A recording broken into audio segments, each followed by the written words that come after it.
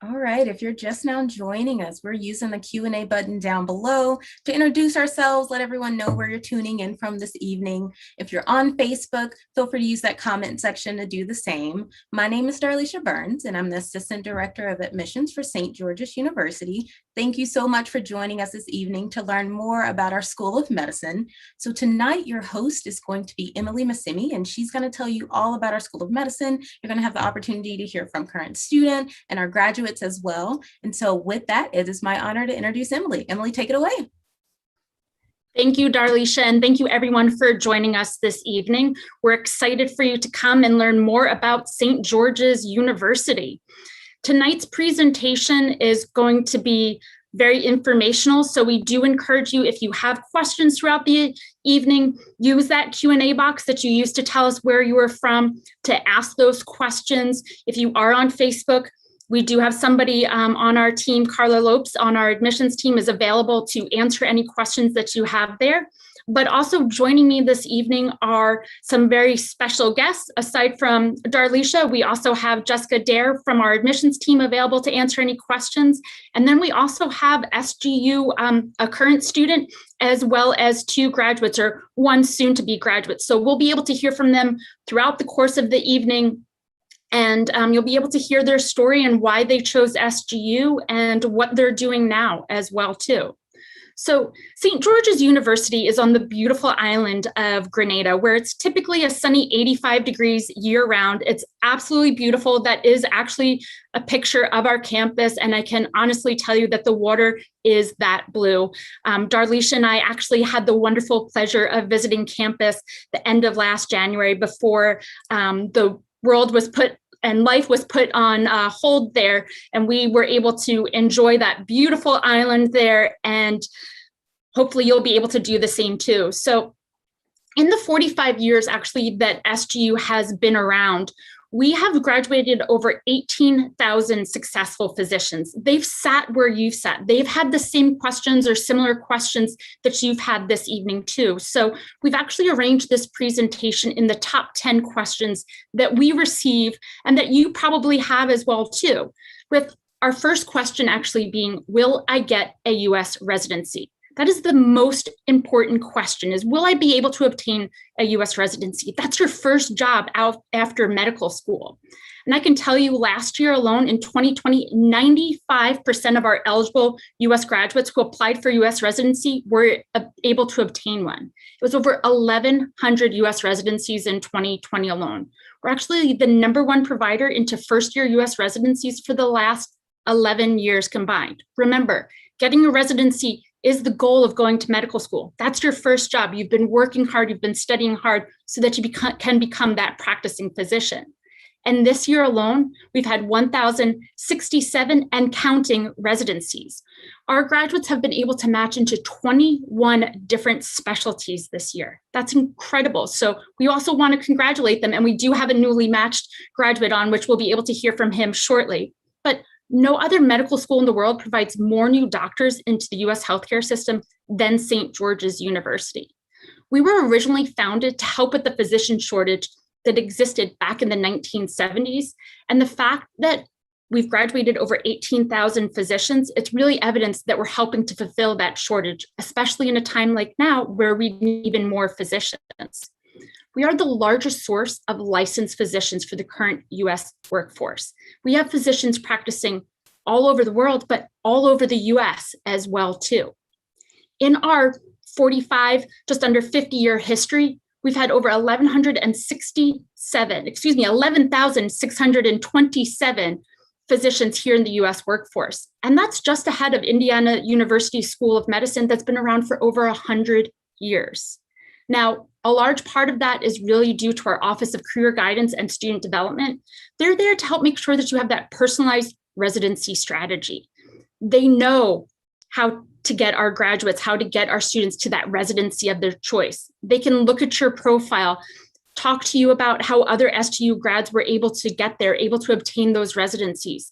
They'll create a timeline for exams for you, make sure that you have the correct licensure, help you with your CV or your resume, your personal statement, your interview skills. Now, before we got on, I was talking with our newly matched graduate, and we were talking about interviewing, especially now during a time like COVID, where a lot of interviews are virtual. So OCG can also help you make sure that you're presenting your best self virtually as well as in person. Now, what one of our graduates, Dr. Carolina Petro, had to say about her residency was, "I'm excited about my residency because it's a beautiful state-of-the-art hospital with all the specialties and it's close to home." Now, I would love to hear from Harant about his soon-to-be residency experience. He just matched in March. So tell us about the match process and why you chose the program that you were matched with. Hey everyone. So I matched at Emergency Medicine at Rutgers Health Community Medical Center. So it's in Toms River, New Jersey. I'm super excited, and most importantly, I'm super thankful that I matched into this program. It was actually my number one on my rank order list. And as Emily was mentioning, we had the Office of Career Guidance, and they were super helpful, and it was very supplemental for me becoming successful. They gave me all the steps, and they tell you things that most people don't tell you that lead you to success. I was fortunate. I knew when I went to medical school, I really wanted to go and do emergency medicine. That's what I did. I only applied emergency medicine. I got it.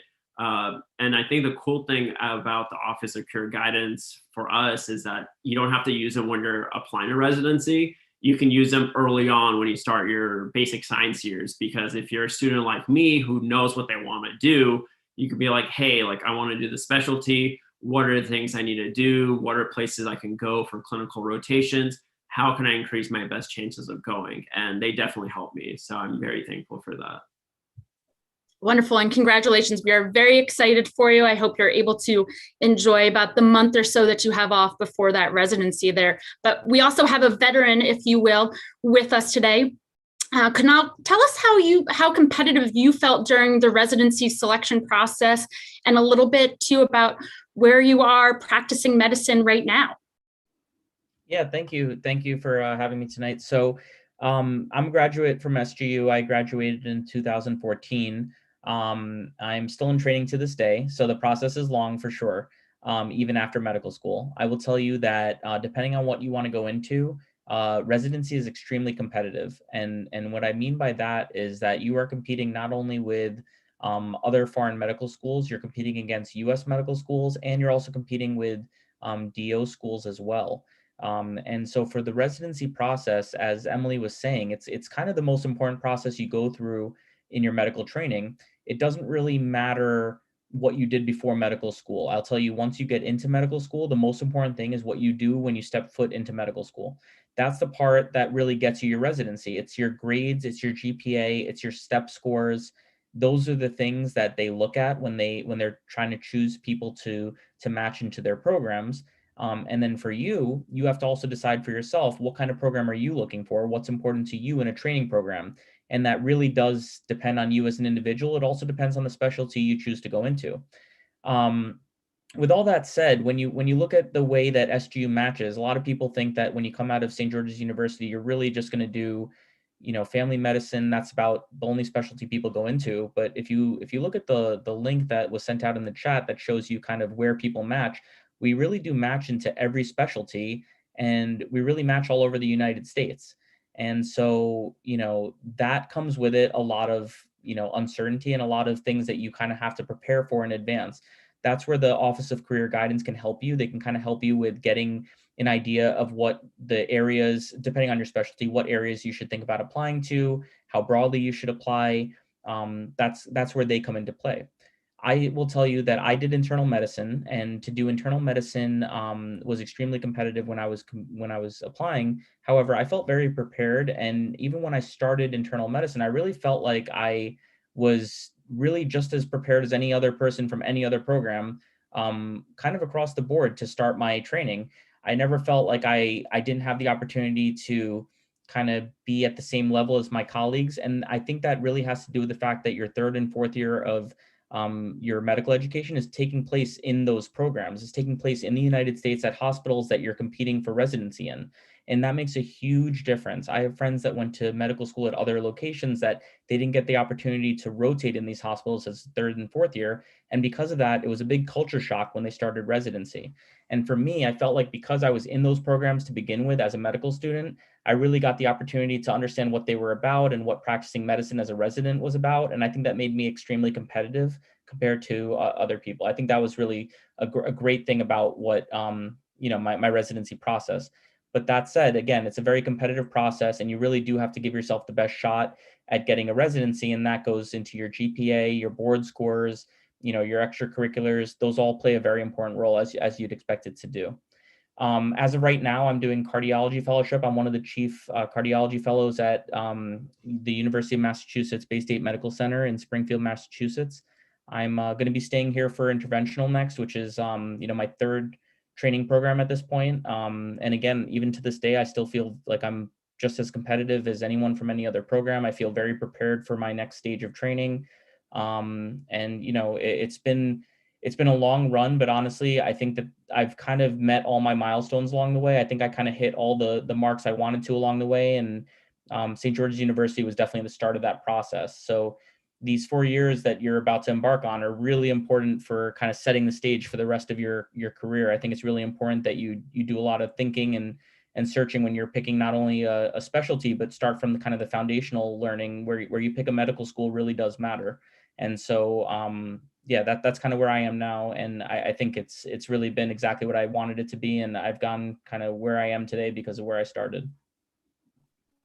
Awesome. That's wonderful. And, it's to be the chief fellow is something to be celebrated. So congratulations there. And it's going to be exciting to follow your career too.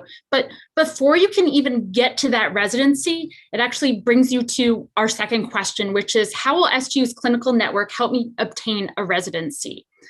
How do you even know what type of residency you're interested in? Maybe you are like Hrant, who knows that and has always known too that emergency medicine is what you're interested in. Maybe you thought that you were interested in emergency medicine, but during your clinicals, it actually turns out that pediatrics is where your passion is. That's where that clinical network that we have, it's over 70 different hospitals and health systems in 3 different countries. It's a really carefully built network that it's going to help allow you to figure out what specialty do you want to go into. All of our third year students are completing the same exact core rotations that any US medical student is going through: internal medicine, pediatrics, OB-GYN, psychiatry, as well as surgery. We actually have more spots than we have students because we want to make sure that our students feel, number one, supported throughout the process, but also too, so that you don't have to worry about waiting.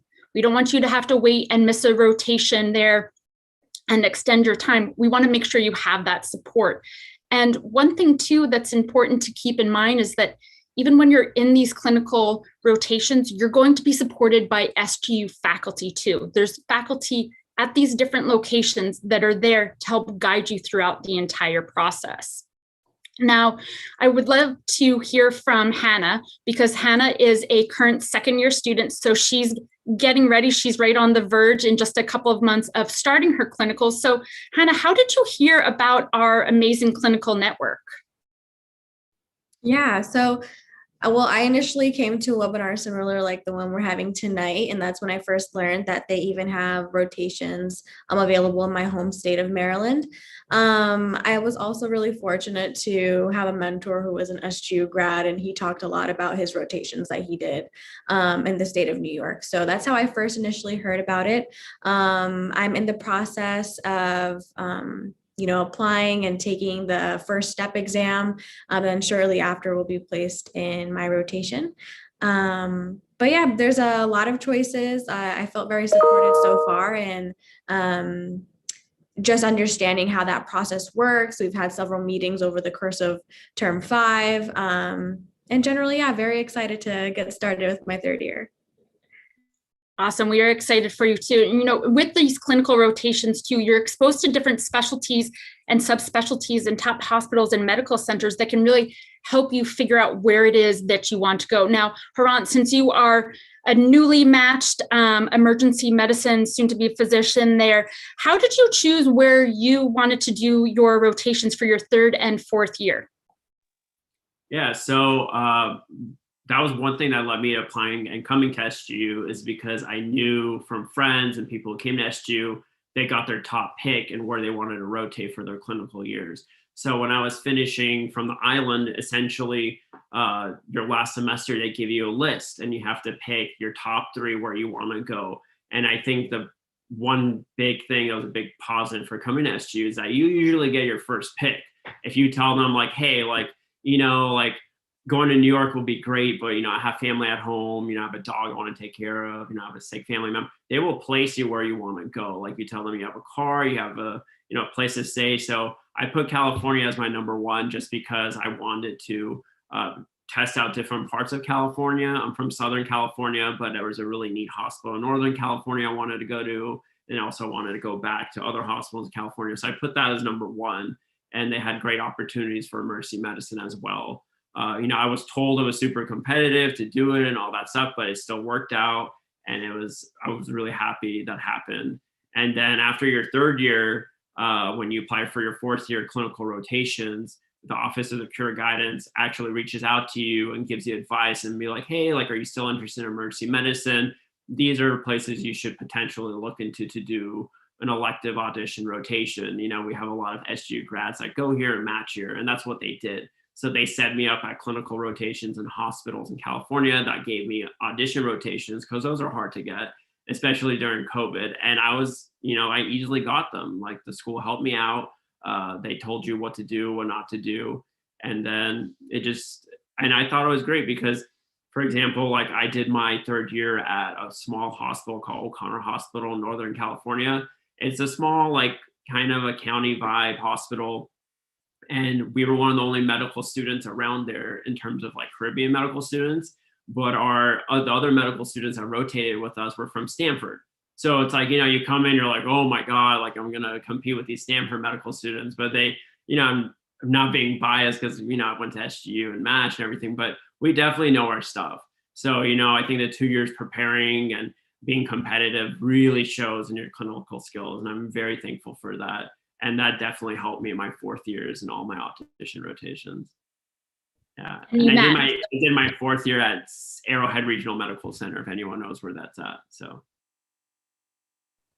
Awesome, wonderful. And we have a lot of students that, a lot of our California students, I'm actually based in Napa, California. So I know a lot of the students that I have the pleasure of working with love to do their clinicals down at Arrowhead, which is just in Southern California, and several have matched there too. So SGU is slowly, I think, taking over Arrowhead Hospital, which is exciting for sure there.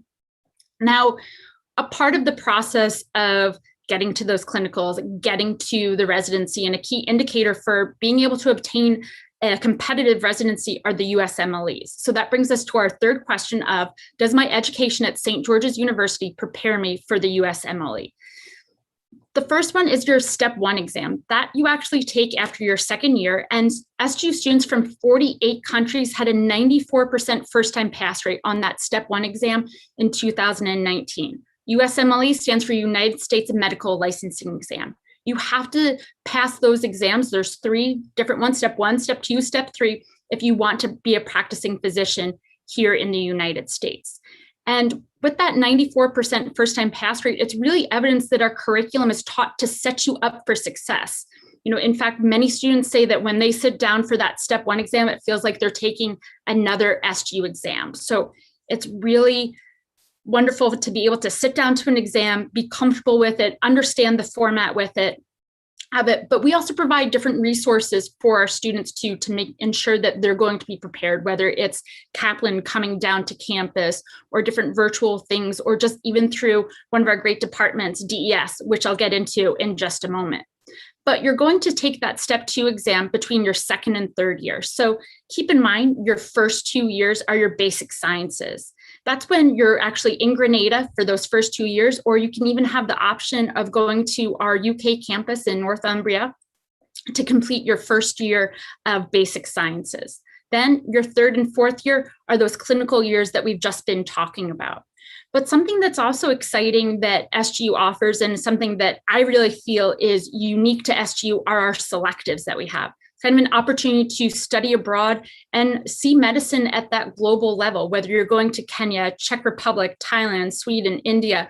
One of our graduates that was on last week, Dr. Benton, who's actually a pediatrician up in the Sacramento area here in California, was telling me that when she got to go to a selective, she was actually in Kenya, she helped to deliver a baby on her second day there. That's experience that other medical students aren't able to achieve, but that's something that SGU really prides ourselves on. We want to make sure that you're getting as much hands-on real world experience as possible. So whether it's the selectives or making sure that you are able to interact with our standardized patients, which we'll talk about in just a couple of slides there too. We want to make sure that you have that experience.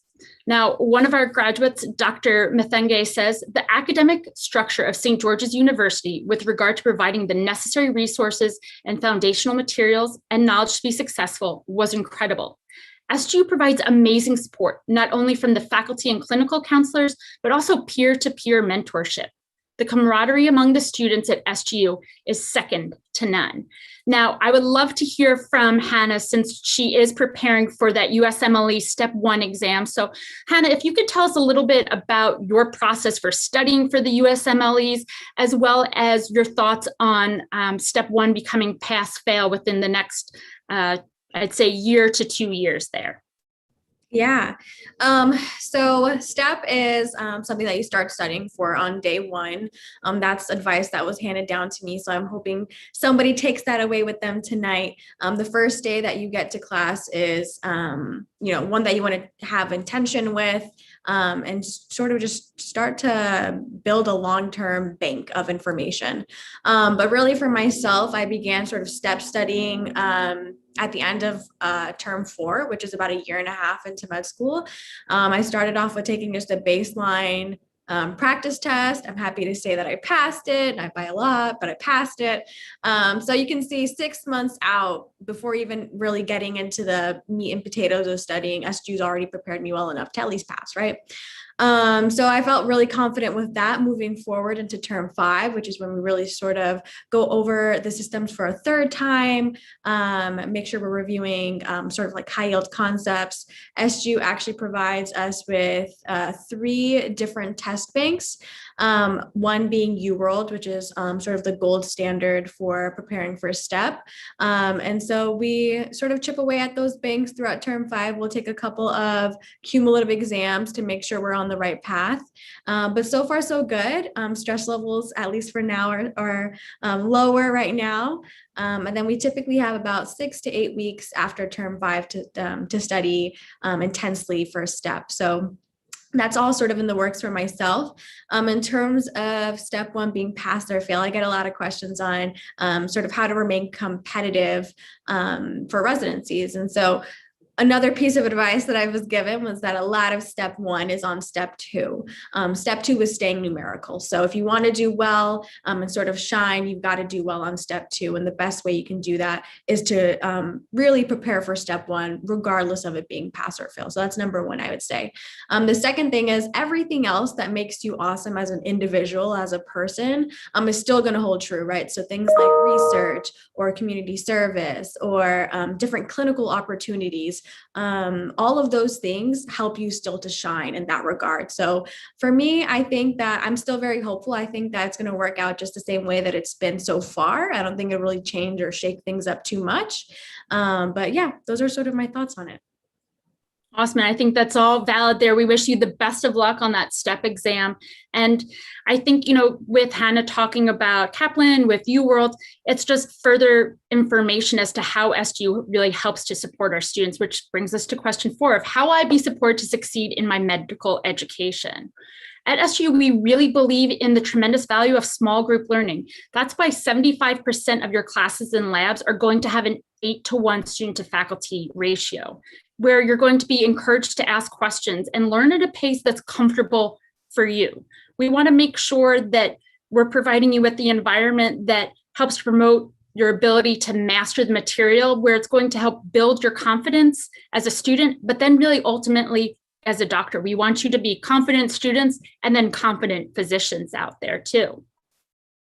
We have that dedicated support, that system that's really focused on your success. We have state-of-the-art facilities. We have actors, if you will, local folks from the community that come to campus, give you an opportunity to take their history, see what a proper bedside manner is, what are the questions that you need to ask. And we also have that interactive team instruction that has a long-term retention of content by offering opportunities for reinforcement and integration. Again, it's all helping you to become a confident student, to become that ultimate confident physician as well. Now, at SGU, we really feel that we have the benefits of a large university, but the feel of a small college. And a large part of that is due to our structure of our 9 different colleges. So before your first term of school, every student is broken down into one of the 9 colleges that we have. And that's the cohort that you're going to be going through your program with. Those colleges have about 100 to about 125 people in them. So again, support of a large university, but the feeling of a small college there. And that's to help you feel supported throughout your time at SGU, your time at medical school. There's going to be faculty and staff assigned specifically to your college there to help facilitate things, help you with that small lecture as well too. Now, even more so, we have dedicated faculty. They're not just in the classroom, but they're also at those clinical centers that I talked about before. We have over 2,000 faculty members, 1,500 clinical faculty. We have over 400 folks that visit campus regularly. They're there, they're faculty members, they're experts in their area, and they want to share that information with you. The visiting professors that we have, and everybody also has their final degree, whether it's an MD or a PhD. What's something that's really special too about Grenada and it being an island is that the faculty is going to shop where you shop. They're going to go to Grand Anse Beach too, just like you're going to go to as well. But the best part too is that they're there to help you. So if you see them at the store, or maybe you see them out at the bar there or on the beach, make sure you say hello to them, talk to them, because they want you to succeed. So get to know them. They can always be very helpful down the line too of writing a letter of recommendation. I know before we got started, Kunal and her aunt were talking about Kunal matching her aunt matching at Rutgers for emergency medicine. And Kunal said, hey, if you want to, I've got friends down there if you want to talk to them about it, but that's just a part of the network that we have. And our faculty are just like that too. But I will say that one of our key ingredients, if you will, our special sauce is our Department of Educational Services. They're really there to help you with your success of being a student, of being a medical student. And they're there to make sure that you can be the best possible student. We often say it's our version of special sauce, or every Olympian needs a coach. Well, DES is our version of an Olympic coach there.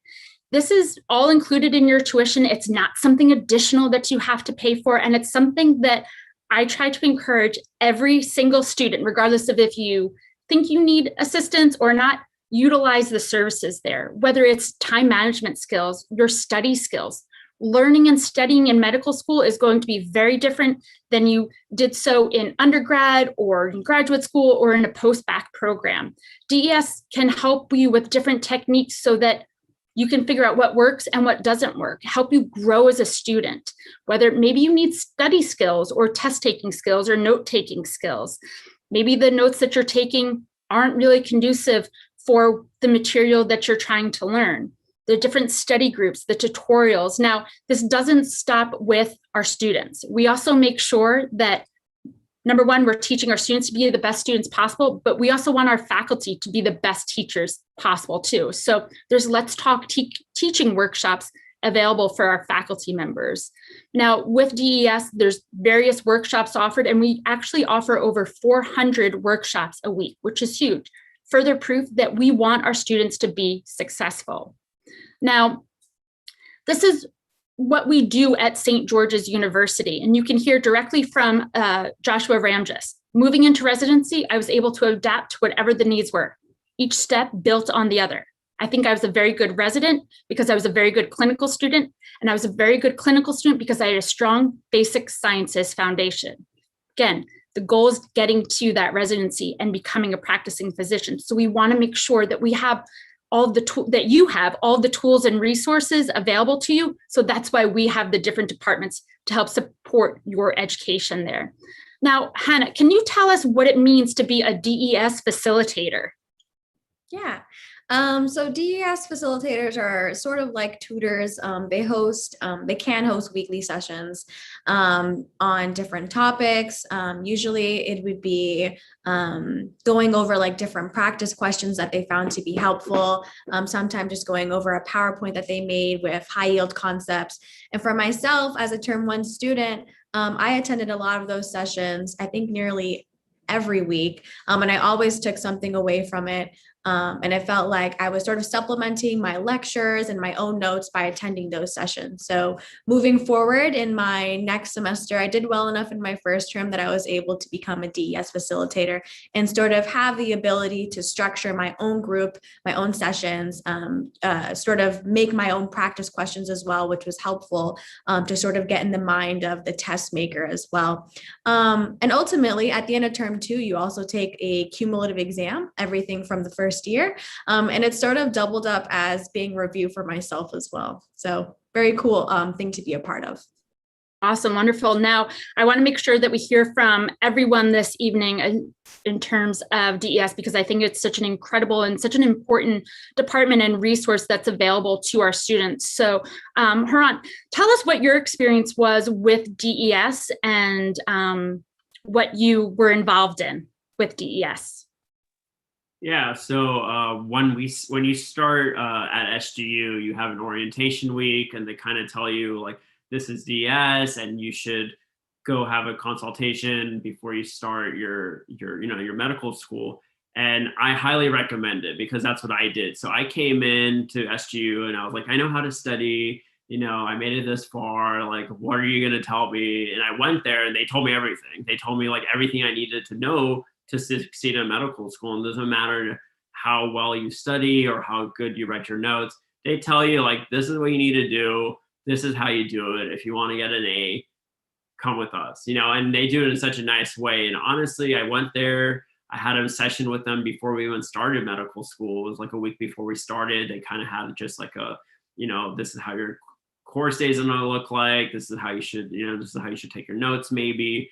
And then I think the beauty of DES is that, each block in med school you take is completely different, so your first block is like a lot of sciencey, like basic biochemistry stuff. And then the next one's like completely different. It's like all anatomy. And you're like, okay, like how do I handle this? How do I adjust this? And if you find a DS facilitator or someone that works at the center that you like, you can request to have appointments with them the whole time. So they know how your study habits are. They know how you're doing. They know how you're performing. They have all your grades, and they just tweak you a little bit. And honestly, it was great because even when I left the island, they helped me with step 1. Like I wanted to go back home to study for step 1. You could stay on the island if you want to. I have a lot of friends that did that.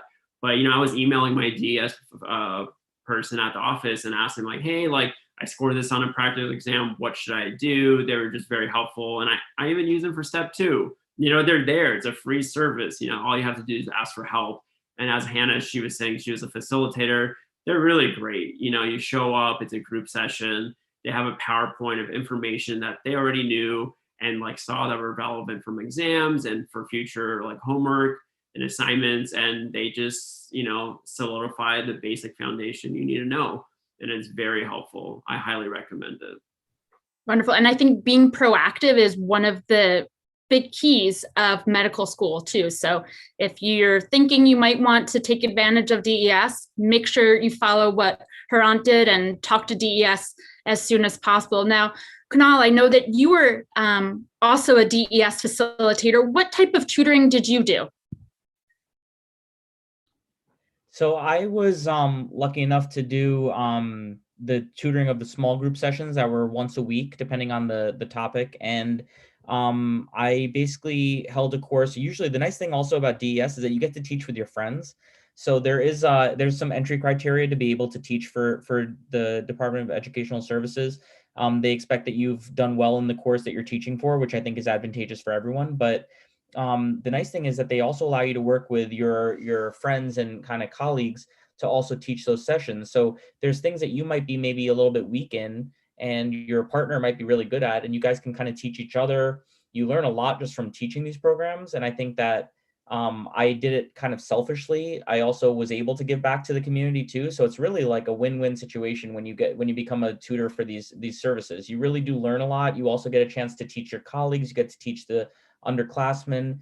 And I really feel like, like everyone has said so far, it's something that, yeah, you have to be proactive about, but it's almost a no-brainer. It's not like something that you should even think twice about doing. It's a free opportunity for you to learn more about your classes. And what I think was really unique about it is that it's taught by your colleagues. So these are people that have gone through the course and taken that final exam and knows what information will be on that final exam. They know, yeah, that topic was really complicated, but how do I break it down into the things I actually need to know?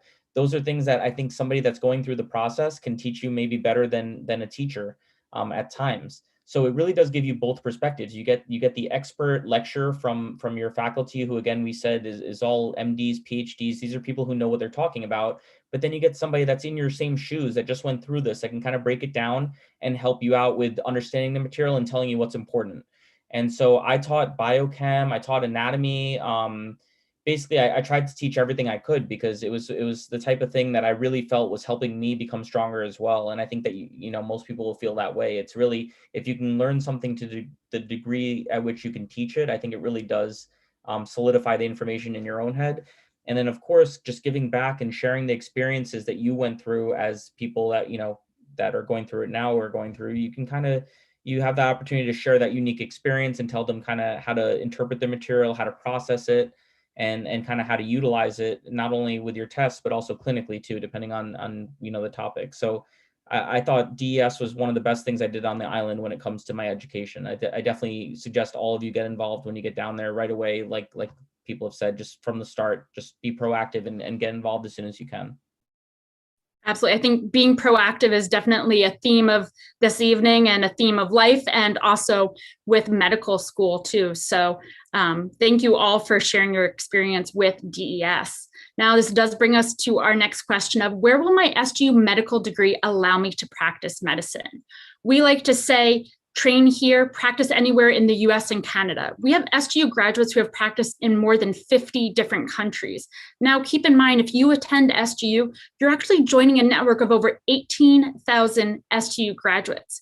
If you want to practice in another country like Egypt, maybe you want to try someplace in Europe, OCG can help make sure that you have that correct licensing. And we have students from over 100 different countries as current students at St. George's University, which really helps to show you the global population of our programs. I've had graduates tell me that they could travel around the world and pretty much always have a place to stay, which is incredible and something that's important to St. George's University. Now, a big part of that too is our accreditation. It's important that you are attending an accredited school, and St. George's University is accredited by the Grenada Medical and Dental Council.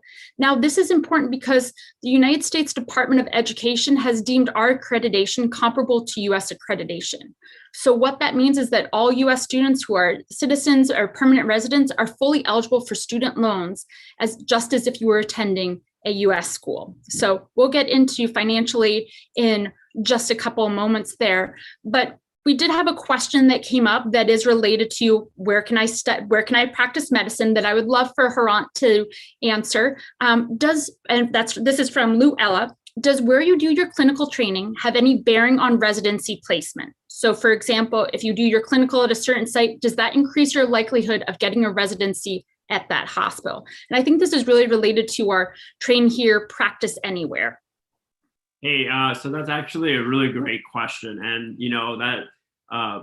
it's actually very important. So, and it just depends what you want. So when I went to Arrowhead Regional Medical Center, as I was saying earlier, for my fourth year medical school, a lot of people there are already their third year. And they knew from the beginning, they were like, hey, so like whatever I practice, I don't know if I want to do family medicine or want to do internal medicine. Arrowhead has these programs. I'll do my clinical placements here, my clinical rotations here, and it really helped them. Like if you look at the match list and then you pull up internal medicine, Arrowhead, family medicine, Arrowhead, it's all SGU grads. Like we literally took over the residency spots. And Arrowhead Regional Medical Center just opened a new medical school that's literally in their parking lot.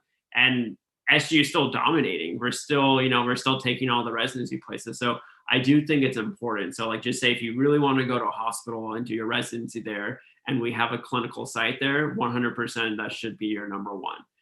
For me, I feel like I kind of like exceeded my California limit in living here, rotating here. I wanted to go on the opposite coast. And, if you wanted to do something like I did, you have the opportunity to find clinical rotations on the East Coast. You don't have, like if you want to change halfway through, that opportunity is there for you.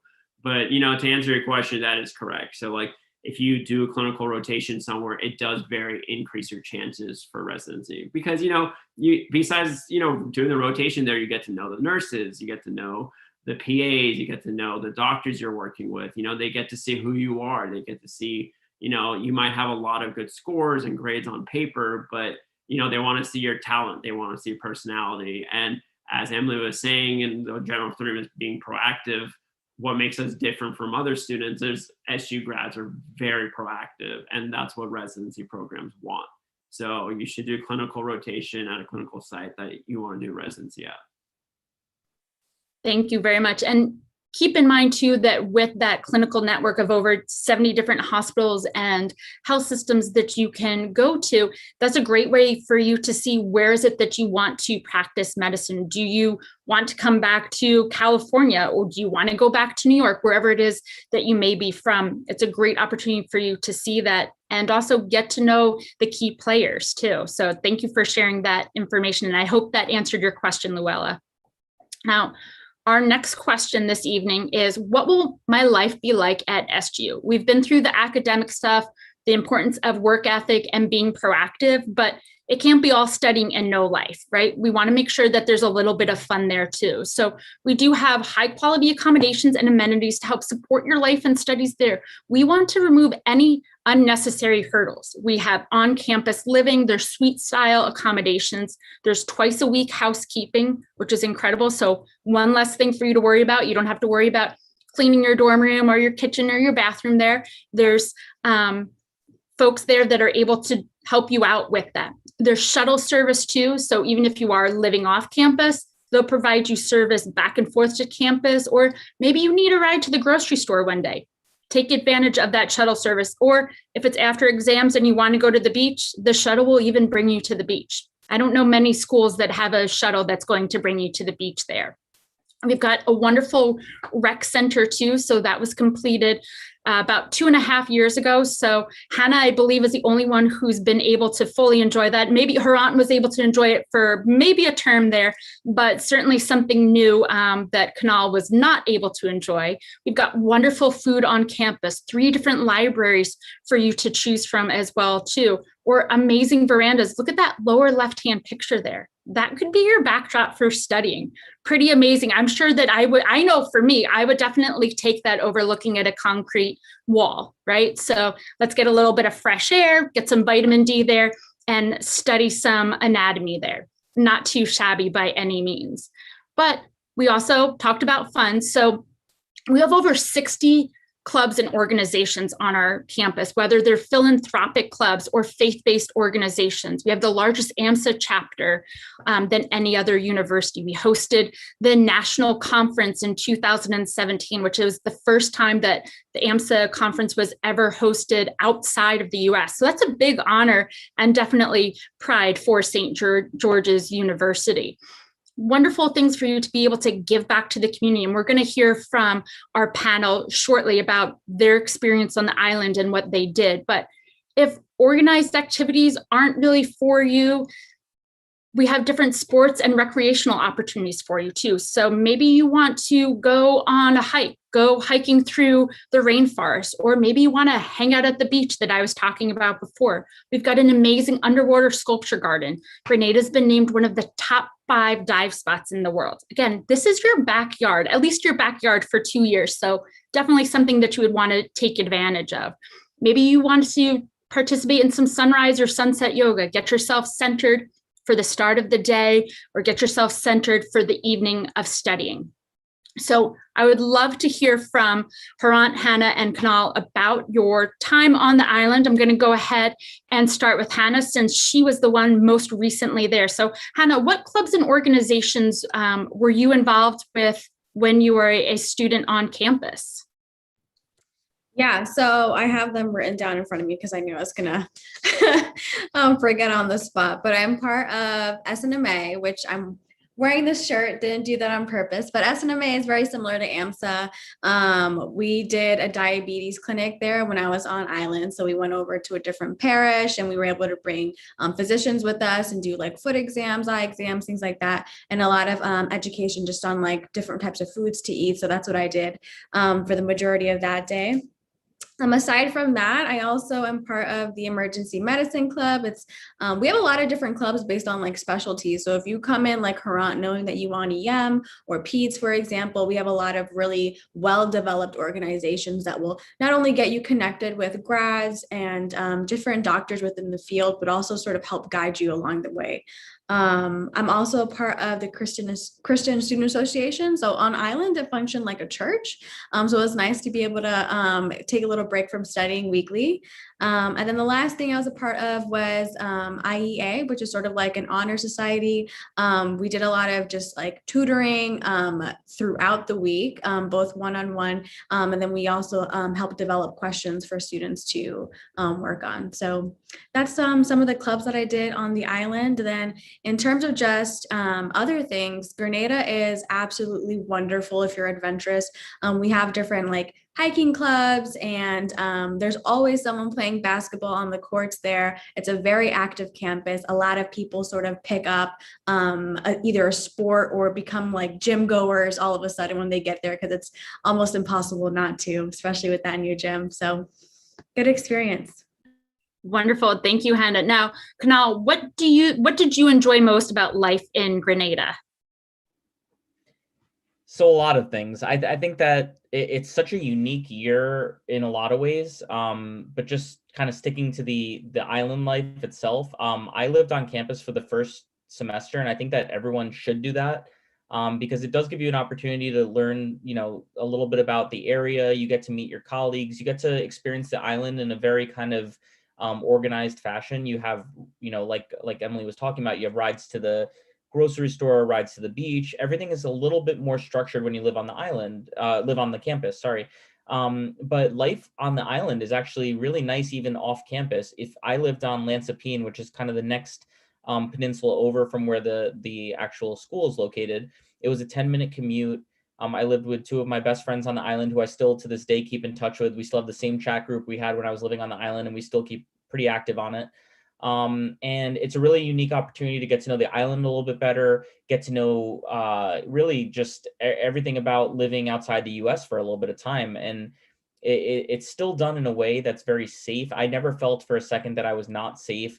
The security, we have security trucks that drive around the island, and they actually patrol the area where I live because there was a lot of students that live there. And so they take the time, they don't just patrol the campus and that's it. And that's all you hear about SGU. I live next door to my teachers, to my colleagues. The security truck would drive by, the campus shuttles would take you out to that direction. So it was really a really nice way to experience living on the island and experience all the island had to offer, and yet still staying in a area that I felt protected, felt like I was with my colleagues. I was able to kind of really participate in what was going on at the school as well. I like Hannah said, I was involved in a lot of clubs. I was in the diving club. I was also in the emergency medicine club, even though I didn't end up doing that. I loved the experience.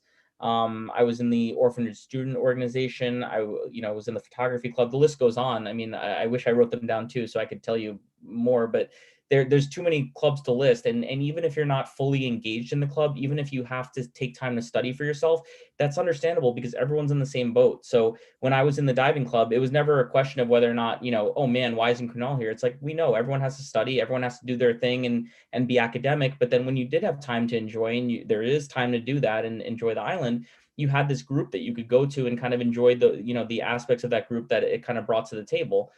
Be it something related to the job itself, like the emergency medicine club, or be it something that kind of gave back to you as like a hobbyist, whether it be diving club or photography club.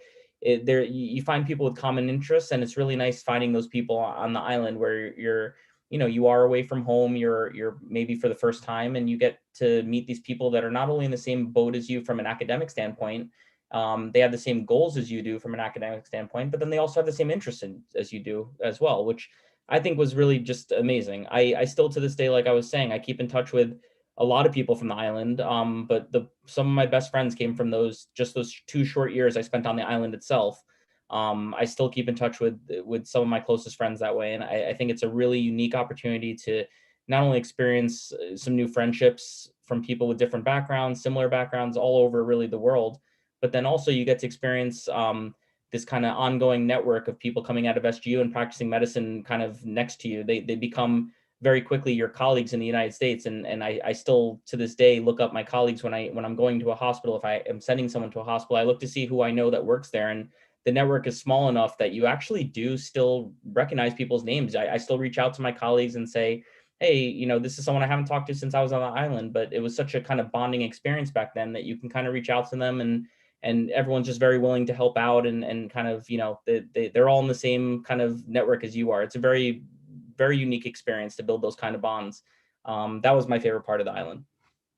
Awesome. And I would definitely say too that I've not met a grad who says that they can't wait to go back. Everybody who has ever been to Grenada, Darlisha and I, just over a year ago, we all say we can't wait to go back to Grenada. And I really think that it's a testament to the people, to Grenada itself, but also to the students. And I feel that at SGU, we have these amazing departments that are there to help support your success, but the students also help to support each other too. And like Kunal was saying, everybody is there with one common goal of becoming a physician. We also have our School of Veterinary Medicine. We offer bachelor's degrees as well as graduate degrees too, but specifically within our School of Medicine, everybody wants to become a physician. You want to be able to help people. So that's already one common thing, one common thread, if you will, from people from all over the world. And then you have this opportunity to meet even more people through these clubs and organizations. Now, Haran, I know that you were involved on campus as well too. So tell us about your experience on campus, and what do you miss most about Grenada? Yeah, so in terms of clubs, I was in the Armenian Student Association Club. I was a president of that for a year, and that was a really fun club. I know it's like an Armenian club, but it wasn't only Armenians. And I thought that was the beauty of it. It was a place, a common ground to come to have a good time, eat good food, study together. And we actually did some fun fundraisers there. And I was also in the Mercy Medicine Club, which was great, in terms of networking. That was like my favorite part about the club, because you had guest speakers coming who were SGU grads and residents, and they would come talk to us. And at the end of them, they have their contact information, and you can reach out to them. And they're definitely a lot of help in helping me get to residency. In terms of life on the island, this is probably like my favorite part of it. So like I can't like talk about it forever, but I essentially did. I lived on campus, like Kunal said, like my first semester. And then I decided to stay there my second semester because I loved my roommates. I loved everyone on my floor. It was just kind of like a very comfortable place. I made friends with the janitors. I made friends with the people who clean our room. I made friends with the community there. It's a whole, like, I'm a big family guy. So me leaving my family, coming to Island was very tough. But once you get to the island, you make your own island family there. I think that was just so much fun.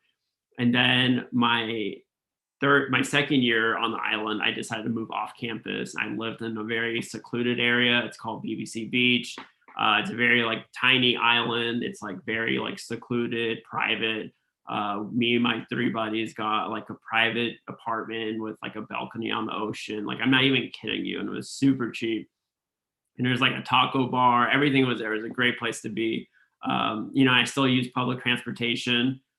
Super convenient. There's public transportation everywhere. So like, you walk out of campus, you walk out of the grocery store, the school bus doesn't come and pick you up. You don't ever really have to wait around. Even when it's like raining or traffic, like, yeah, you might wait around a little bit, but every like 15 minutes, I think a bus is coming. And that was very nice, because like I'm one of those students that sometimes I would stay on campus a little later and study late. And then I had to commute 15 minutes to go to my house. And they have like smaller shuttles that are kind of like little taxis, little limos. They come pick you up. And you literally, if you get close with them, you can just call them on their cell phone and they'll just come pick you up. Be like, hey, I'm at this random grocery store, come get me. And they'll like come swoop you and take you up. In terms of activities, it's a great place to be. You know, like I worked really, really hard, but I enjoyed my life there. So in terms of like bar life or going out or restaurants, there's a couple restaurants there, and like there's more coming. The bars there are great. They're super safe, which is most important. And it's really cheap, which is great. You know, it kind of sucks when you're used to that and you come back to the US. In terms of like outdoor activities, me and my friends, we sailed to 4 different Caribbean islands in 3 days. So we hopped on a sailboat. We met a sailboat guy there, and there's programs you could go on, and they just took us to a bunch of different islands. I actually went on that sculpture dive like 4 times. It's great. It's a good picture. You know, you can go down and take a selfie with a sculpture. One thing I didn't do that I regret not doing is the scuba diving. I think Kunal said he did it, or someone else said it, but that's one thing I regret. I wish I did it because all my friends that did it had a fantastic time. And then, you know, I'm not trying to put it in Kunal's face, but that gym down there was like the best thing ever. Because when I went there, my first year, it was just a normal gym.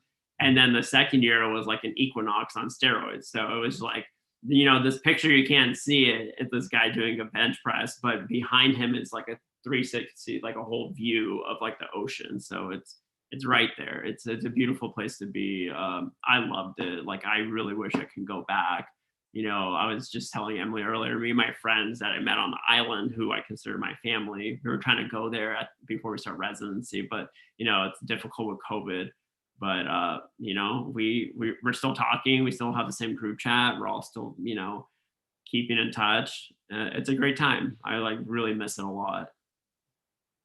Wonderful. Thank you. It does, you know, we had the trend earlier on about being proactive. And I think now with the talking about life on campus, life in Grenada too, it's all about the family. And I always like to say that once somebody is admitted to SGU, you become a member of this amazing SGU family. And we hold on to you tight. That's why we have these amazing folks joining us this evening, but it's even your connection afterwards too. I know that when I go to a physician and I tell them, oh, I work for SGU, they start rattling off all of these different SGU grads who they're in contact with, especially here in the Bay Area, and talk about how they are still in touch with them, they network, they talk to them. And I think that's really a testament to the academics, the curriculum that we provide, the success of our students, but also the other recreational, the activities that we're able to provide to you, because you're able to meet people that you might not have originally. So thank you all for sharing that amazing experience there too.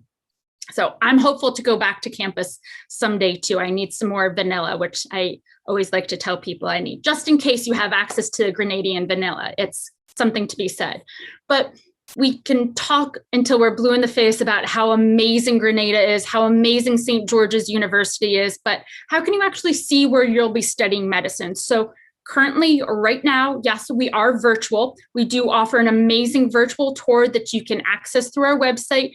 My colleague Darlisha will go ahead and put that link in for you, but we will be going back to in-person. Our students actually do have the option of being in-person or virtual, starting with our August class for that August term. So we're very excited about that. And there's a lot of information available on our website about the return to campus or just being in person there. And that's at sgu.edu. I would say that every single possible question that you have about it is answered there in a great FAQ. So we're going to go ahead and move on to question 8, and that is there financial aid? This is a big question and an important question. Medical school is a big investment in your time, but also monetarily as well. We're really committed to helping you with the cost of paying for your medical education.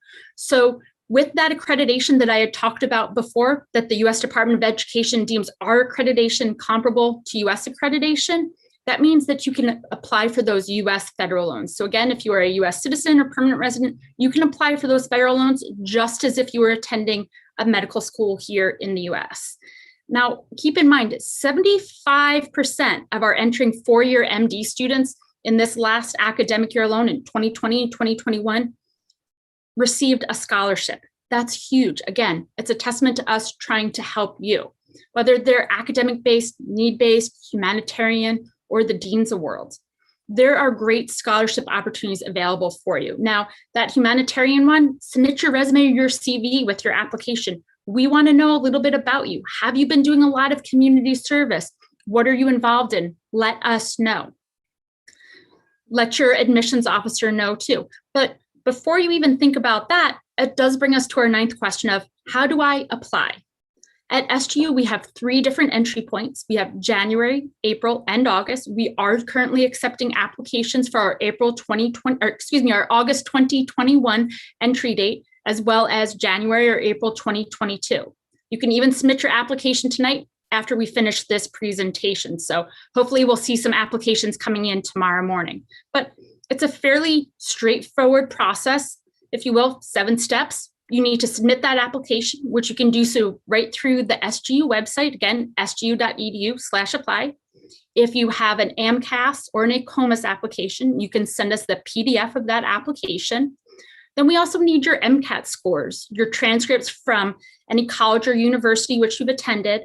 And we look for about 2 letters of recommendation. Now you can submit up to 5, but we do look for a minimum of 2 letters of recommendation, as well as a personal statement. Why do you want to become a physician?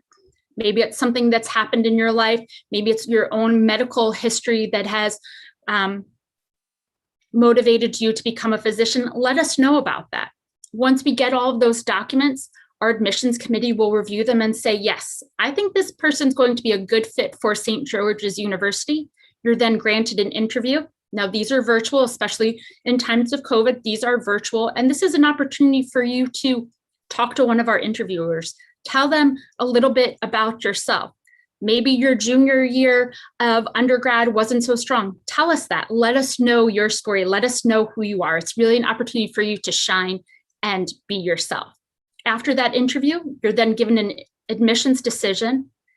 Then you accept that offer to attend St. George's University, pay your deposit, book your flight to Grenada, and next thing you know, you're already studying medicine. You've already started that goal of becoming that practicing physician. It sounds very easy, and when you talk to Hannah and Kunal, they make it sound easy. We know that it's not, so keep in mind that we have that those amazing resources while you're a student. But even when you're starting that application process, we have amazing admissions officers to help you throughout that entire application process there. Now, this brings us to our last and our final question of, why is SGU the place to start my medical career? We learned this evening about our outstanding residency placement rates. Keep in mind, almost 1,100 in 2020 alone in 21 different specialties. That's incredible. The clinical rotations that we have that allow you to experience medicine, not just at a local level, but also at that global level too. The small class experience where 75% of your classes are going to have that 8-to-1 student to faculty ratio. The curriculum, the academic support. Remember the Office of Career Guidance, helping you there to get that residency of your choice, making sure that you have that personalized residency plan, or DES, our special sauce, your Olympic coach, to make sure that you're that best student that you possibly can be. Our state-of-the-art teaching facilities, the accommodations that we have, those amazing student life opportunities that Hannah, Harant, and Kunal talked about, as well as the opportunities that we have to offer too. Now, when you look at us, when you look to see what some of our graduates are doing, we actually have SGU graduates who practiced in all US News and World Report's top US hospitals. This is incredible. This is, if you will, proof that's in the pudding, right? So when you graduate from St. George's University, you become a part of this unbelievable network of graduates all over the world. And we have physicians who are practicing in specialties everywhere. So we really feel that St. George's University and what you've learned tonight is even further proof that you're making the right choice in your medical education. Now, what one of my fellow Californians had to say, Dr. Kimberly Lally, SGU provides you with all the resources you need to become a successful medical student and land the residency of your choice. What you do with those resources is your decision. If you study hard and work hard, it will absolutely pay off in the end. Again, there you have it. We really feel as though SGU is that great educational experience that will get you to the end goal of becoming a practicing physician. Now, if after this evening you still have questions, you can always call us or you can email admissions too. I highly recommend that you take a screenshot or a snip of the contact information there. You can call and talk to admissions, or if you'd like to speak to a current student, somebody like Hannah, you can call that 800 number there and talk to somebody who is a current student right now. Now, keep in mind, we still have that Q&A box open. So if you do have some questions, feel free to submit some questions through that. I know we've got a couple questions that we would like to answer live. And for those of you who are on Facebook too, make sure that you let Carla know any questions that you would like our graduates to answer live here. So we do have one for our graduates. How about volunteering in the community? Are there opportunities to give back to the people of Grenada? Now, Kunal, I'm going to call on you for this since you spoke so highly about one of the opportunities, one of the organizations that you were involved with while you were a student there. So if you could share that and answer that question for us, we would appreciate it. Yeah, absolutely. There's a lot of ways to give back to your community in Grenada.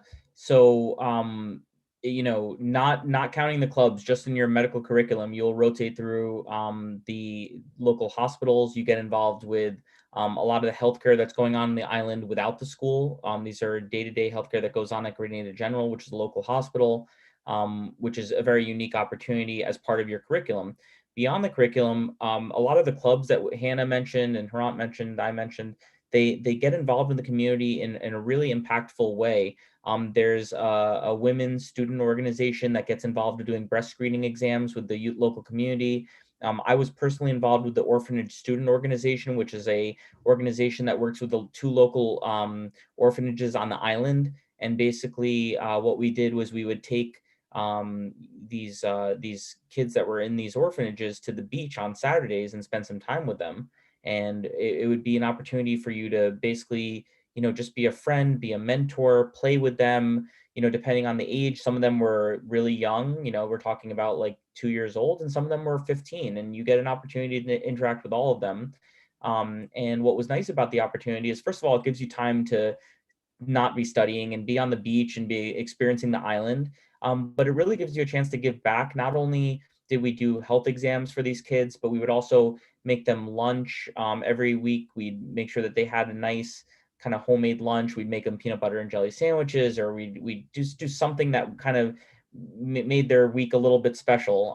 And I'm telling you, I think I got more out of it than they did. I feel like it was an opportunity for you to really feel like you were giving back to the community. You make these kids' days, and honestly, they make yours. Just spending that time in the community and hanging out with these kids that really are just, they need people to just care about them. And you really do have the opportunity to do that.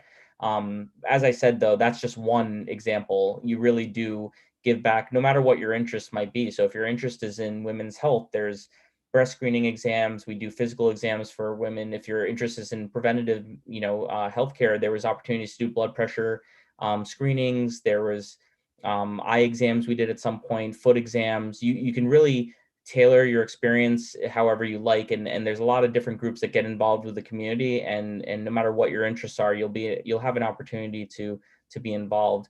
The last thing I'd say is that you don't actually have to be a member of these groups to oftentimes volunteer. When they have an event coming up, oftentimes they do advertise it across the campus. And so it's really easy. Like for me, I was never an official member of the Women's Student Organization, but when they had the opportunity to do physical exams and to kind of do screening exams for the women of the island that couldn't afford healthcare, they were very happy to invite me as a volunteer. I got the opportunity to experience it. And again, it's a big community at SGU, but they really do get you the opportunities you want. So if this is something you want to do, if you want to be involved in the community, there's a number of ways for you to do so. Thank you very much. And I think it's really important to know too that at SGU, giving back to the community is really important to the university as a whole. It's not just through these clubs and organizations, but it's really the university as a whole. So it's something that's important to our core. And I think it's really a testament too of that if you do have the opportunity to go and visit the island and attend St. George's University, you will see how appreciative the community is of St. George's University. Now, Hannah, we had a question that came in earlier that may have been answered in the chat, but I think it's an important one for everybody to hear too, is what is life like as a current SGU student? Tell us about your day-to-day. You can tell us pre-COVID and now currently what life is like. Yeah, good question. I think that was my number one question coming into St. George's as well, is just what does a normal day look like, and how much studying is actually involved. So on the island, I typically, so I had roommates obviously when we were on the island, and that was really great because they got me out of bed. And we would do sort of like a quick review of yesterday's material. It's very important to sort of just keep up to date with all of your course content, get it mastered in that day. So we would do a quick review in the morning, head off to small group. Small group is where we would look at different things under the microscope, images that were already taken, and sort of dive into that material with our facilitators who are all MDs, all physicians. We also had like clinical cases, and that's where we get to work with our actors, our standardized patients. After small group, I was known for going to Blender Boys, which is like a smoothie shop right on the beach, right in front of the brand new gym. And that was sort of my midday treat. And I would do a little bit of pre-reading before a lecture. Finally get to lecture. It's about 1 p.m. at this point. And you have lecture every day for about 2 hours. With like a 5-minute break in between. And then in the evenings, I would take about an hour break, get dinner, clean, all those type of like day-to-day activities. And then I would study from then on until about 11 p.m. So I did a lot in my first semester while I was on the island. It was more comforting to me to make sure that I was getting all the good studying in. But then that quickly changed when we came home and we were virtual. I found I had just a little bit of extra time, right? Like walking from my bedroom, which is right there, to here is a lot faster. So I got into running. Believe it or not, if you know me, you know that's crazy, but I had a little bit of extra time to do things, getting more into my health, but the schedule pretty much stayed the same for me. Great. Thank you very much for sharing that. And life is going to change again for her once she starts those clinicals in August. So exciting times, and part of life is being able to pivot and adapt. Absolutely. Now, Haran, I know that you are a USC graduate, a Trojan grad for sure. You got your undergrad and your master's from USC. If you could go back in time, what would you tell your pre-med self? What advice would you give to yourself? My best advice, that it's funny, I was telling this to someone, is that, just having faith in like whatever you want to do, having trust that whatever you're going to do is going to work out. So, I look back and I was just like, I was so concerned about like, oh my God, like, I need to perform well on this pre-med course, and I need to do this, I need to do this activity and all that stuff. And, I was just so worried about getting into med schools. I understand, we all get it. It's super stressful. It's, it's scary. That's why we're all here, right? Like we're trying to become doctors. We're trying to get into med school, but best advice is just to have fun, enjoy life, and make sure that, while you're preparing to become a doctor, just make it the best of it. And, I think one thing that SGU is really great is that they do emphasize mental health, which is really, really important. And there's a lot of opportunities for that as well, like while you're at the school. But also, like, my best advice is saying like having fun and enjoying your life to the fullest while you're preparing to school. SGU gives you that opportunity. They teach you how to prepare very well, and just understanding the basic things you need to know, but they also tell you how, they give you the opportunity to go out and enjoy your life. If you wake up every day and you're happy, you're going to excel in school. And I think that's what SGU did to me. I feel like I didn't have that at USC in downtown Los Angeles. It was a lot more fun being on the island, and it was easier to be happy on a tropical island for sure. Plus all of that vitamin D too can really help, with your mood. But I think, in talking with so many of our graduates and even our current students too, that being able to attend medical school in Grenada, you're attending medical school. That's the goal, right? So you don't have those distractions of your family and your friends of trying to pull you one way or the other. Everybody that you're surrounded by is focused. They're focused on their education. And I think that really helps to speak to that supportive environment that you have too, which things are different in undergrad, right? So medical school, you tend to be a little bit more focused, a little bit more of that serious student there for sure. So Hannah, could you tell us a little bit about why you chose St. George's University? Why us? Yeah. So my junior year of college, I was scribing in an emergency department, and I noticed one doctor in particular who was just very sharp and seemed to always have things under control. And this is something that I now know people just speak of ED doctors as being very calm, but he was different from the rest. And so after working with him for about maybe 6 months, we just started like casually talking, and I found out that he went to SGU. At the time, I had no idea that Caribbean medical schools were even a thing, let alone SGU. So he spent time with me and talked a lot about his experiences there, and how he went from SGU to doing rotations in New York to finally being a practicing physician in Baltimore, Maryland. So I just learned a lot about the program through him, which is very lucky, right? I got that firsthand experience. But ultimately, I decided to go to SGU because it turns out there was 2 other physicians there who were part of his graduating class. And if you had to ask me who were the sharpest doctors, the doctors who had everything under the control, best bedside manner, it was easily those 3 doctors. And so when I saw that comparison, and I just realized that SGU is capable of making really phenomenal doctors. And I knew early on that I was interested in emergency medicine, which is becoming a very competitive specialty to go into. And I knew that if they could do it, and they had all of these great things to say about the university and how it prepared them, to do what they're doing every day, then I would be in good hands. So after going to webinars and things like that, I jumped in head first. I'm so glad that I did. I was considering a couple other schools that were in the Caribbean. I actually didn't apply any USMDs. And ultimately, SGU's like residency list, the quality of the programs that students were in, and obviously that network. And I just witnessed Dr. Chavala and Harant talking about, trying to get him connected in his new residency program. And it definitely is something that I've seen take place in other situations. So that's why I chose SGU. Yeah. Wonderful. Well, we're very happy that you chose SGU, and we're excited to hear about your clinical experience and then you matching in just a couple of years. So, Kunal, how would you say that SGU helped to support you in your career? You touched upon it a little bit earlier, but if you could share with us a little bit more about the support that SGU provided you, maybe while you were a student, even during residency, and even now too, we would love to hear how SGU supports your career.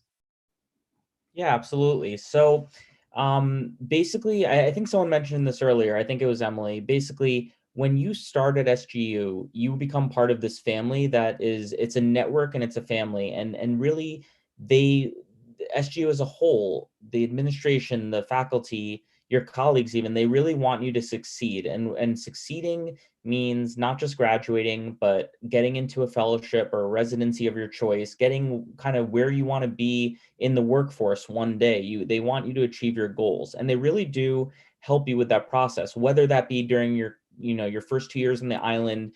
Like Harant was saying, it's never too early to start talking to the Department of the groups that basically get you through the island part. So that's the Department of Educational Services, the groups that take you through your job portion. So that's going to be your clinical group that's going to help you with your rotations. After you graduate, talking to alumni, getting alumni to help you and kind of speak for you and make introductions. Every step of the way, you feel very supported. And I can tell you that, I graduated in 2014, as I said. I am still in training, and I'm actually applying for another fellowship right now. It's in structural interventional cardiology.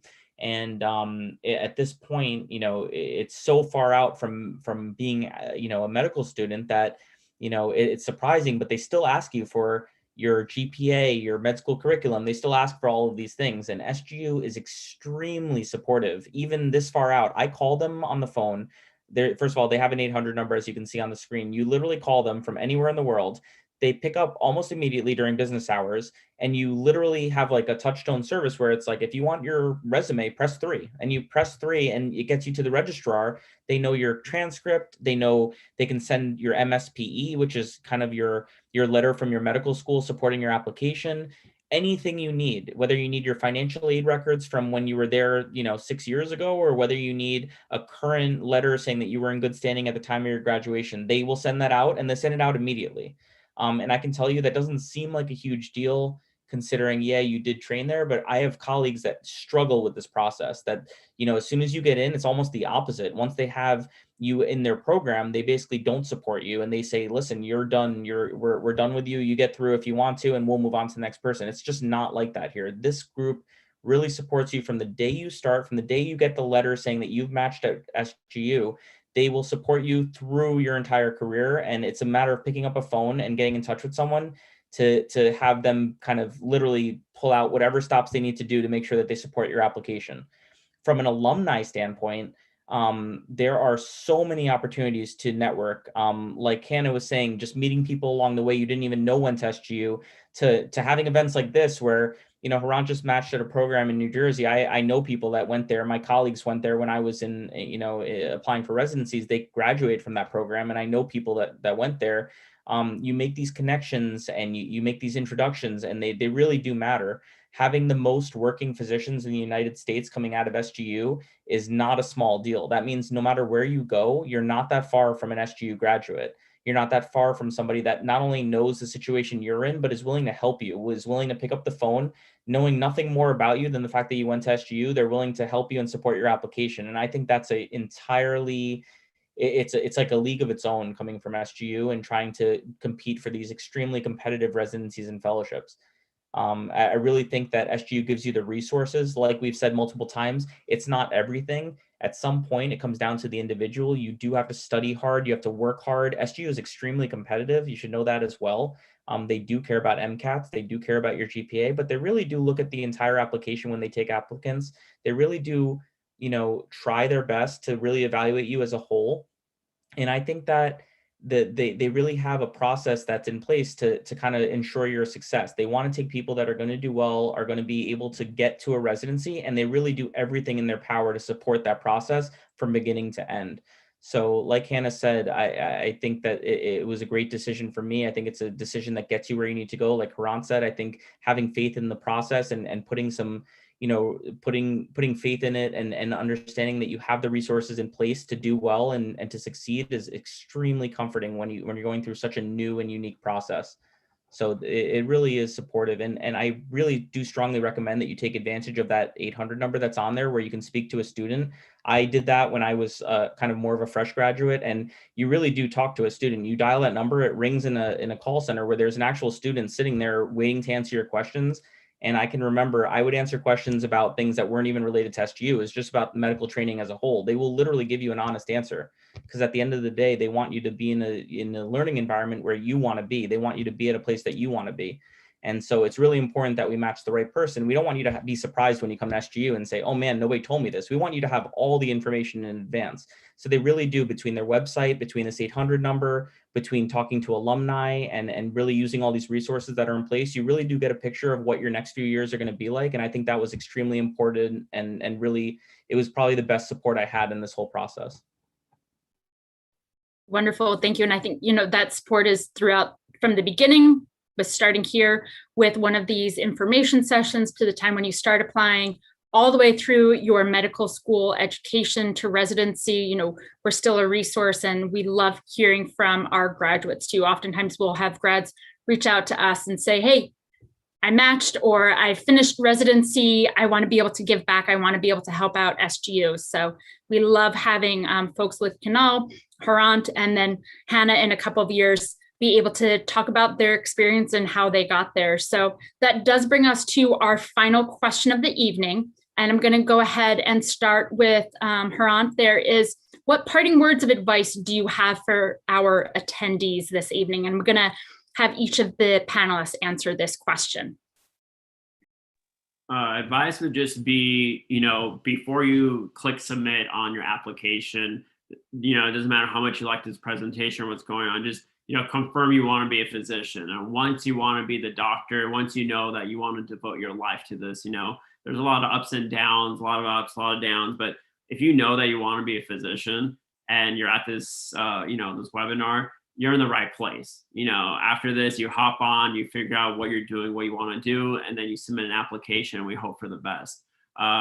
Another best advice, just honestly have fun. Just, you're already here, you confirm you want to be a physician. It's going to be hard. It's going to be fun. Again, ups and downs, but as long as you have a positive attitude and you have trust and faith that's going to work out, it's all going to be in your favor. I can guarantee you that. I know they say don't use the word guarantee, but I can highly, recommend that it's going to work out in your favor. Just be happy, be positive, and work hard, and just be nice to people. I'll work out, I promise. I think that's wonderful advice, especially be nice to people too. But there's always that saying too, if you love what you do, you never work a day in your life. And I think that's very true of at least these three panelists that we have joining us this evening. So Hannah, how about for you? What parting words of advice do you have? I would just say, so some advice that was passed down to me was just start studying day one.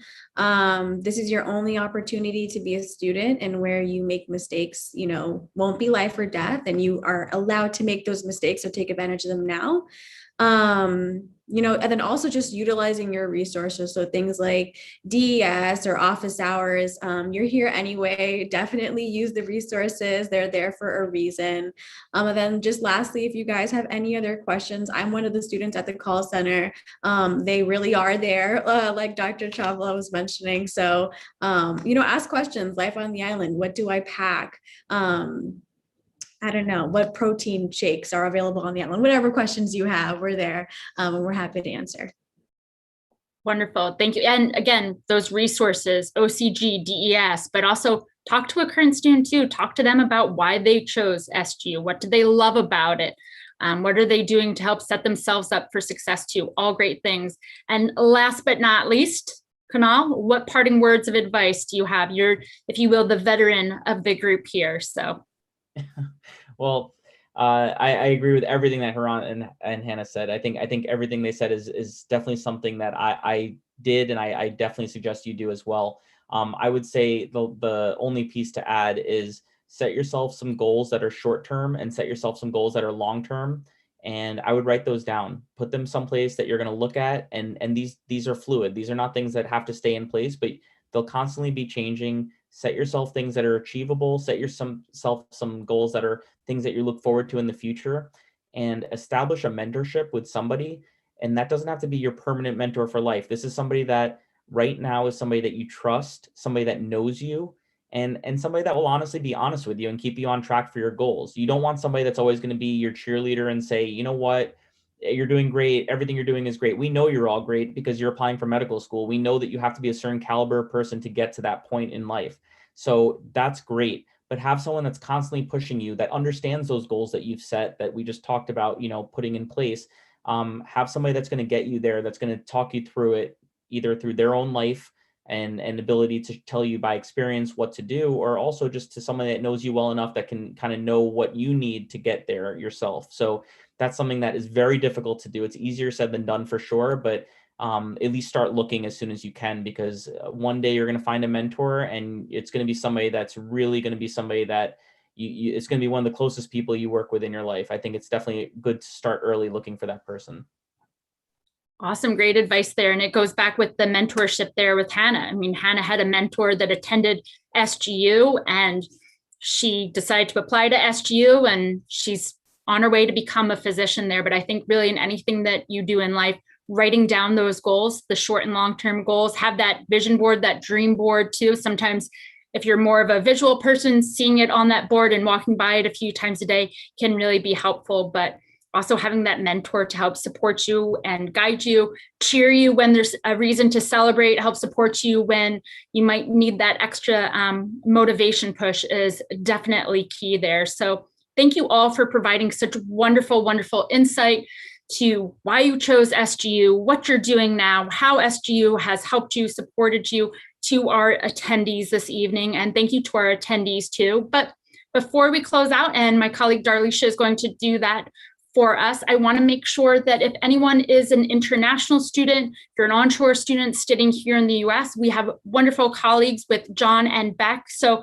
feel free to scan that QR code or take down their phone number, email address. They're available to answer any questions that you may have about your pathway to becoming a physician and attending St. George's University. So again, thank you very much for attending this evening, and I'm going to go ahead and turn it over to my wonderful colleague, Darlisha. Thank you so much, Emily, and thank you to Hannah, Harant, and Kunal for all of your insight into the journey through the School of Medicine with SGU. Thank you to all of our attendees for sticking with us this evening and asking great questions and digging a little bit deeper into what life will be like for you as an SGU student. So before I let you go, I do want to encourage you to attend a couple of events that we do have coming up soon. So in addition to these virtual information sessions, we also offer virtual panel presentations with our graduates. And these are different specialties and walks of life to learn a bit more about what some of our graduates are doing in the field right now. And so coming up this Thursday, April 29th at 8 p.m. Eastern time, we do have a Doctors on Call SGU pediatricians. So if you're interested or think you may be interested in a career in pediatrics, this is going to be the Doctors on Call for you. We also have this time next week, so May 4th, we're also going to be hosting our Doctors on Call Medicine as a Second Career. So if you or someone you know is interested in pursuing a career in medicine after trying out a few other things, this may be the chance for you to find out a little bit more about what that path looks like, what the differences are, what some of those challenges are specific to that demographic. I'm going to drop that link down in the chat below for you to sign up for those events as well. We're going to be sticking by behind the scenes for a few more minutes to continue answering questions in the Q&A as well as on Facebook. So if you have any additional questions for our panelists or the admissions team, we'll be on. But I encourage you to attend some of those other events if you do have questions for us. It's a great opportunity. And we definitely look forward to seeing you in Grenada sometime soon. Take care.